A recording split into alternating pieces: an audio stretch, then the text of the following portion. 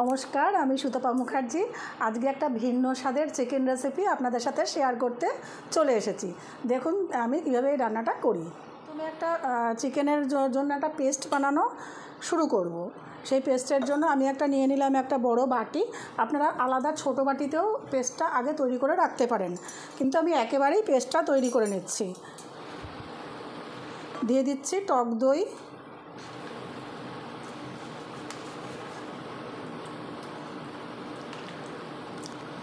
টক দইটাকে আমি প্রথমে অল্প দিলাম,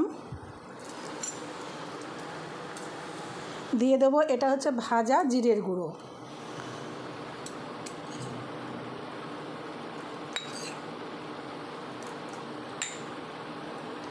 আচ্ছা, এবারে দিচ্ছি ধনিয়া পাউডার, যে ধনে গুঁড়ো পাওয়া যায়, এটা এখন ভাজিনি, এটা নর্মাল।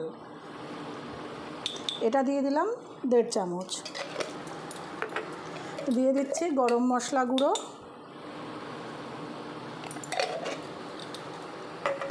দিয়ে দিচ্ছি তন্দুরি মশলা,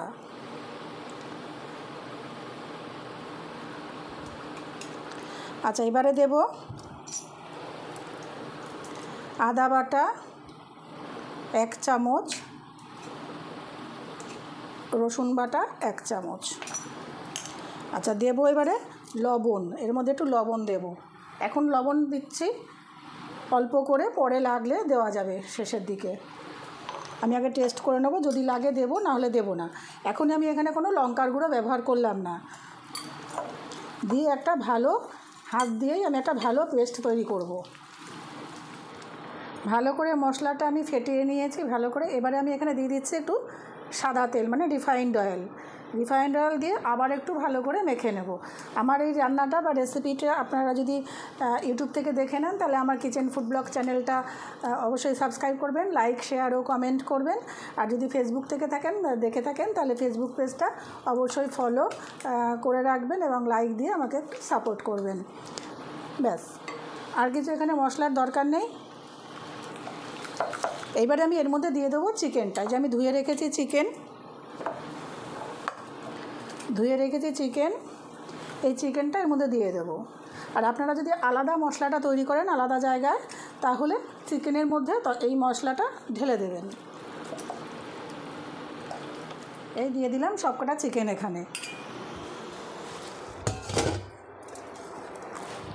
এইবারে এই চিকেনের মধ্যে এই মশলাটাকে ভালো করে হাত দিয়ে ডলে কোট করে নিতে হবে। এখানে কোনো কার্পণ্য করলে চলবে না, ভালো করে এরকম করে একটু কোট করে নিতে হবে। হয়ে গেছে। এবার এটাকে ঢেকে আমি রেখে দেবো রেস্টে কমপক্ষে আধা ঘন্টা। এটাকে আমি আধা ঘন্টা রেখে দেবো। আমি চলে যাচ্ছি মূল রান্নায়।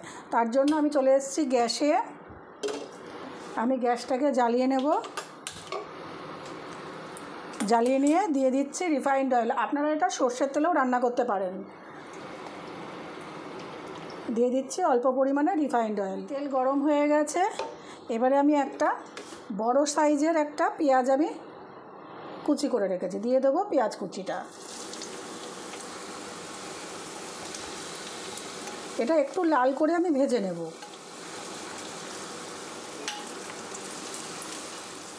এখানে পেঁয়াজটা আমি হালকা ব্রাউন করে নিয়েছি। এই অবস্থায় একটু তুলে রাখবো। আর এরপর দেব হচ্ছে এখানে দেব রসুন বাটা, দেব 1 চামচ। এই তেলের মধ্যেই দেব রসুন বাটা, আর দেব 1 চামচ আদা বাটা, দিয়ে কষিয়ে নেব।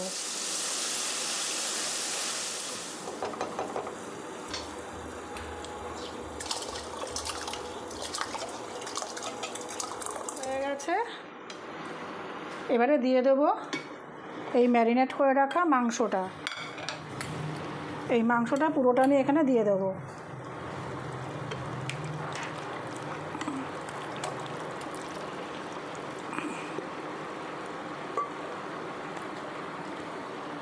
এটা দিচ্ছি একটু পরে কাচিয়ে।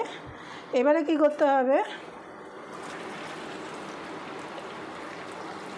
একটু গ্যাসের ফ্লেমটা বাড়িয়ে দেবো, দিয়ে আমি এখানে এখনও পর্যন্ত কোনো লবণ দেইনি, এই লঙ্কা গুঁড়ো দেইনি, দিয়ে দেবো লঙ্কা গুঁড়ো। এটা আপনারা আপনাদের স্বাদ অনুযায়ী দেবেন।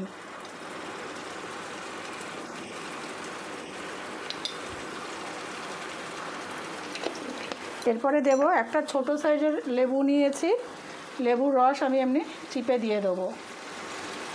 1 চামচ মতন হবে, ছোটো চামচের 1 চামচ মতো লেবুর রস দিলাম।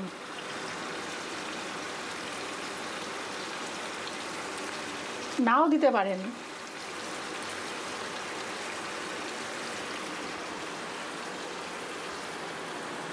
আচ্ছা, এবারে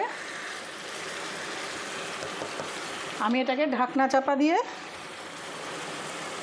একদম আঁচ কমিয়ে রান্না করব 10 মিনিট। আর এখানে কিন্তু ঢাকনায় এখানে আমার কোনো হোল নেই, তাই এখানে আমি কোনো আটকালাম। আপনাদের যদি ঢাকনায় হোল থাকে সেটাকে একটা লবঙ্গ হোক বা একটা কাগজের ইয়ে দিয়ে হোক, ওই ঢাকনাটাকে পুরো বন্ধ করে দেবেন।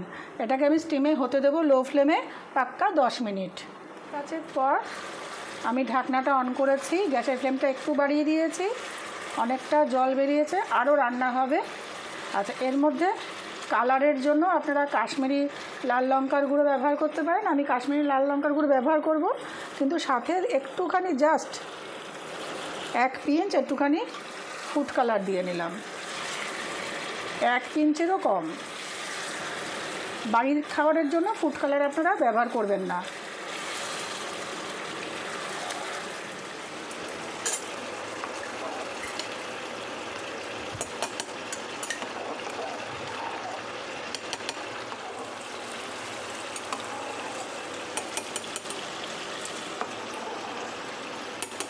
ঢাকনাটা তুলে কিন্তু একটু মাংসটা নাড়া দিয়ে নেবেন, নাহলে তলা ধরে যাবে।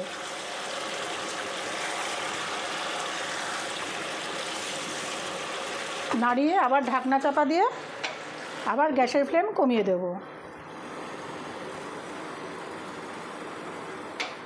মাঝপথে ঢাকনাটা তুলে দিয়ে দেব কালারের জন্য একটু কাশ্মীরি রেড চিলি পাউডার, দিয়ে একটু নাড়িয়ে আবার এটাকে সেদ্ধ হতে দেব। সেদ্ধ প্রায় হয়েই এসছে, আধা ঘন্টা তো মাখানো ছিল টক দই দিয়ে। আবার লো ফ্লেমে আমি মিনিট 5 হতে দেব।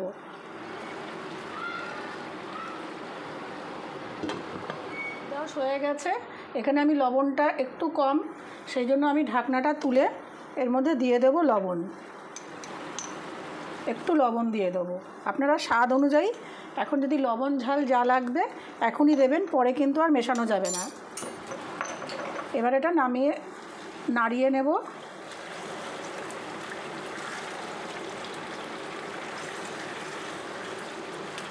নাড়িয়ে এবারে যে কাজটা করতে হবে, এটাকে আমি পাশে নামিয়ে রাখছি।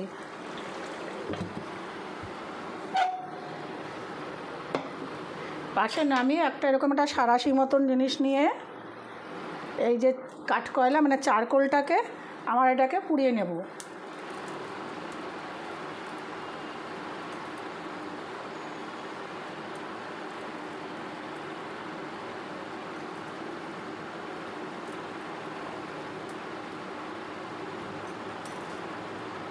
একটু ভালো করে পুড়িয়ে নিতে হবে।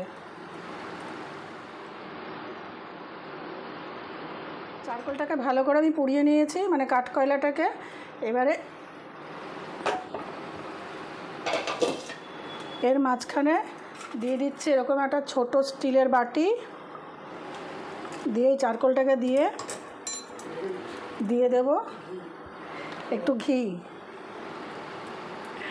ঘি দেওয়ার সাথে সাথে ঢাকনাটা বন্ধ করে দেব, পুরো ফ্লেভারটা এর মধ্যে চলে আসবে। এটা পুরো 5 মিনিট এরকম থাকবে। 5 মিনিট পর আমি ঢাকনাটাকে তুলে নেব, তুলে এই বাটিটাকে সরিয়ে নেব।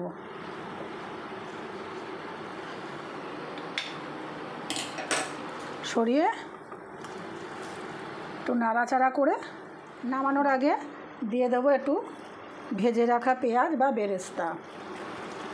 তৈরি আমার হোমমেড তন্দুরি স্টাইল চিকেন কষা। আপনারা এটা ভাত, রুটি, পরোটা, ফ্রাইড রাইস পোলাও সব কিছুর সাথে সার্ভ করতে পারবেন।